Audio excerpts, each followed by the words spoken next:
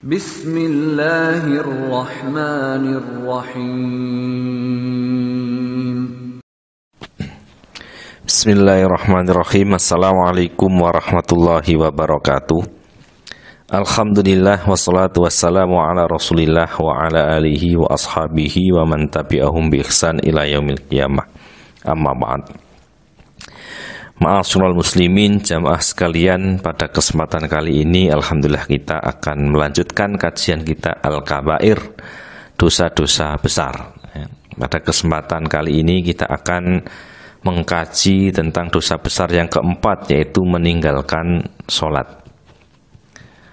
Pertama, Bapak Ibu sekalian, kita harus pahami bahwa sholat ini merupakan rukun Islam yang kedua. Sebagaimana dalam hadis Bukhari dan Muslim sebutkan, bunyal islamu ala khamsin. Islam dibangun di atas 5 pondasi. Yang pertama, syahadati alla ilaha illallah, ya, wa anna muhammadar rasulullah, yaitu syahadat tiada ilah yang berhak diibadahi, disembah kecuali Allah, dan sesungguhnya Muhammad adalah utusan Allah. Yang kedua adalah iqamis shalah, mendirikan salat. Yang ketiga wa itaiz zakah, membayar zakat. Yang keempat wal haji. Yang kelima wa shaumi Ramadan, dan puasa pada bulan Ramadan. Dari sini Bapak Ibu sekalian, kita pahami bahwa mendirikan salat merupakan rukun Islam. Kemudian yang berikutnya, apa sebenarnya bahaya dari meninggalkan sholat? Bapak Ibu sekalian, seorang ulama yang bernama Ibnu Qayyim al-Jauziyah di dalam kitab As-Shalah halaman 7, beliau mengatakan bahwa kaum muslimin bersepakat, ya, bahwa meninggalkan sholat 5 waktu dengan sengaja adalah dosa besar yang paling besar, ya. Dan dosanya lebih besar dari dosa membunuh, merampas harta orang lain, berzina, mencuri, dan minum minuman keras. Orang yang meninggalkannya akan mendapat hukuman dan kemurkaan Allah, serta mendapatkan kehinaan di dunia dan akhirat. Nah, ini Bapak Ibu sekalian, ya, kita bisa tahu bahwa ternyata meninggalkan sholat itu sangat berbahaya sekali. Bahkan kata Ibnu Qayyim, sebagaimana yang kita sebutkan tadi, ya, dosanya itu lebih besar dari dosa besar lainnya kecuali kesyirikan, ya. Meninggalkan sholat ternyata dosanya Bapak Ibu sekalian lebih besar daripada dosa membunuh. Di mata manusia mungkin lebih besar membunuh, tetapi di mata Allah, ya, meninggalkan sholat itu dosanya lebih besar daripada membunuh. Kemudian lebih besar, ya, meninggalkan sholat itu dosanya lebih besar dari merampas harta orang lain, berzina, mencuri, dan minum minuman keras. Mungkin di mata manusia Bapak Ibu sekalian, ya, dosa merampas harta orang lain, berzina, mencuri, dan minum minuman keras, di mata manusia itu sesuatu yang besar, kejahatan yang luar biasa. Tetapi ternyata dalam pandangan Allah Subhanahu wa taala, orang yang meninggalkan sholat Bapak Ibu sekalian ternyata dosanya lebih besar, kejahatannya lebih besar. Nah, ini yang perlu kita pahami, perlu kita sadari Bapak Ibu sekalian. Kemudian juga Bapak Ibu sekalian, orang yang meninggalkan sholat ini ada beberapa hukumnya. Kalau dia memang mengingkari kewajiban sholat, kalau dia memang tidak meyakini kalau sholat itu wajib hukumnya, maka orang yang seperti itu hukumnya kafir, ya. Tetapi kalau ada orang yang mengakui bahwa sholat itu hukumnya wajib, tapi dia hanya males-malesan, ya, maka itu hukumnya berbeda-beda, ya kan? Ada dalam tingkatan yang fasik, ya. Apa itu? Dia berbuat dosa besar, ya kan? kalau ada tegak pemerintahan Islam, maka pemerintah itu bisa memenjaranya, memenjara orang yang meninggalkan sholat sampai dia mau sholat, ya kan? Kemudian kalau masih tidak mau, ya, disuruh sholat masih tidak mau, nah, maka hukumnya bisa meningkat, ya. Misalnya pemerintah tadi bisa juga menghukumnya dengan membunuh karena telah dianggap murtad. Misalnya setelah diberi beberapa kesempatan untuk bertobat, diberi beberapa waktu kesempatan untuk mendirikan sholat, tetapi dia masih tidak mau. Nah, ini Bapak Ibu sekalian, ya. Kemudian di dalam Al-Quran, Bapak Ibu sekalian, ya, kita bisa melihat, ya, dalam hadis juga kita bisa melihat bagaimana ancaman Allah dan Rasulullah terhadap orang yang meninggalkan sholat. Nah, misalnya di dalam surat Maryam ayat 59 sampai 60, Bapak Ibu sekalian, ya. Surat Maryam, ya, Bapak Ibu yang membawa Al-Qur'an bisa dibuka, ya. Surat Maryam ayat 59 sampai 60. Nah, bisa kita lihat kemudian kita baca, ya. A'udzubillahi minasyaitonir rajim. Fa khalafa min ba'dihim khalfun adaa'us sholata wattaba'us syahawati fasawfa yalqauna ghayyah illa man taba wa amana wa amila sholihah.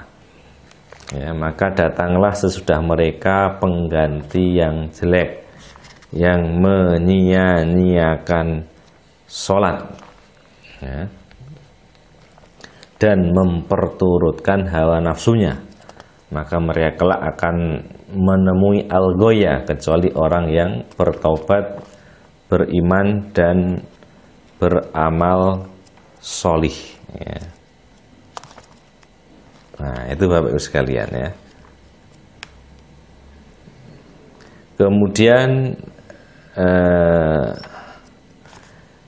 di dalam surat At-Taubah ayat 11 disebutkan fa in tabu wa aqamus sholata wa atamuz zakata fa ikhwanukum fiddin. Jika mereka bertaubat, mendirikan sholat dan menunaikan zakat, maka mereka itu adalah saudara-saudaramu seagama. Kemudian juga Bapak Ibu sekalian, dalam hadis Muslim disebutkan bainar rajuli wa bainas syirki wal kufri tarkus shalah. Ya, pembatas antara orang-orang muslim dan kesyirikan serta kekafiran adalah meninggalkan sholat. Kemudian juga kita bisa membaca hadis Tirmidzi, Ra'sul amri al-islamu wa amuduhu as-sholah. Inti atau pokok segala perkara adalah Islam dan tiangnya atau penopangnya adalah sholat.